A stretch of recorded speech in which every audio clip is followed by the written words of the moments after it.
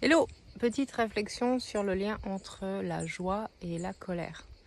Alors, est-ce que tu vois comment ces deux émotions, elles sont hyper reliées? Et si tu vois pas, ben écoute la suite de la vidéo, c'est pour toi. La joie, c'est une émotion qui est extrêmement puissante au niveau physiologique, au niveau du corps, parce que c'est la seule émotion en fait qui réharmonise le corps. Ça veut dire qu'au niveau hormonal, ça vient jouer sur les systèmes sympathiques, parasympathiques et équilibrer en fait tout ton système. Donc c'est vraiment une émotion en fait qui te permet de faire une espèce de mise à niveau, mise à jour, et c'est bénéfique physiologiquement parlant. Donc c'est vraiment une émotion qui est précieuse et qui est une médecine en soi en fait. Donc faut pas se priver d'avoir des moments de joie. Et donc quel est le lien avec la colère? Ben, pour que tu puisses être joyeux, heureux, pour que tu puisses rire aux éclats, en fait tu as besoin en fait de conditions particulières et notamment de te sentir en sécurité. Et cette sécurité, avant d'être extérieure, c'est surtout un sentiment en fait de sécurité intérieure. Donc le lien avec la colère, c'est que la colère, elle te permet de repositionner en fait tes limites, d'exprimer tes attentes, de poser une limite quand tes besoins ne sont pas respectés, quand tes valeurs ne sont pas respectées. Ça veut dire quoi? Ça veut dire que si tu penses que la colère est une émotion qui est dangereuse, négative, désagréable à vivre, tu as le droit de penser ça, c'est ok. Mais tu passes peut-être à côté du fait d'exprimer tes limites, d'exprimer tes besoins, d'exprimer tes attentes. Qu'est-ce qui se passe quand tu fais ça? En fait, tu laisses passer plein de situations qui sont potentiellement injustes pour toi, qui sont désagréables à vivre.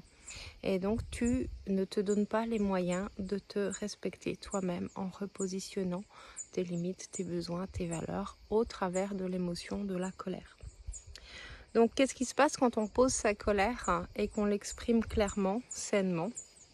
À savoir, c'est une réaction franche, c'est une réaction qui est proportionnée, c'est une réaction qui demande en fait de repositionner des attentes, des besoins, et c'est pas forcément agressif ou violent. Ça, c'est des dérives de la colère.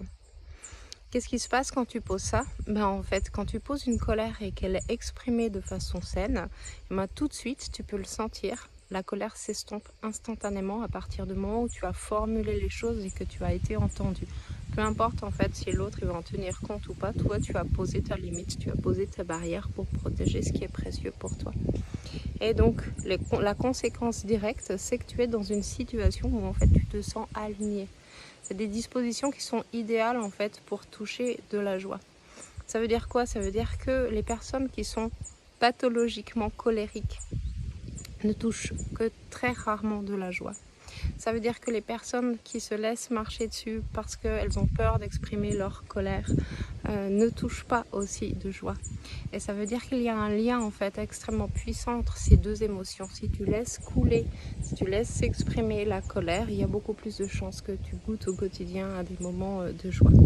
Et donc, si tu as envie d'avoir une vie agréable, je te conseille fortement de commencer à écouter tes besoins, à voir quelles sont tes attentes, à les exprimer, à les nommer, à les reconnaître, à les identifier et à oser en fait prendre ta place en donnant en fait tes conditions pour être en lien avec le monde. Voilà, et bien si tu veux en savoir plus, contacte-moi, fais-moi un message.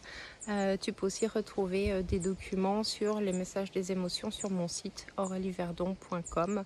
C'est un téléchargement gratuit et tu auras plein d'infos plus détaillées sur les émotions. Salut!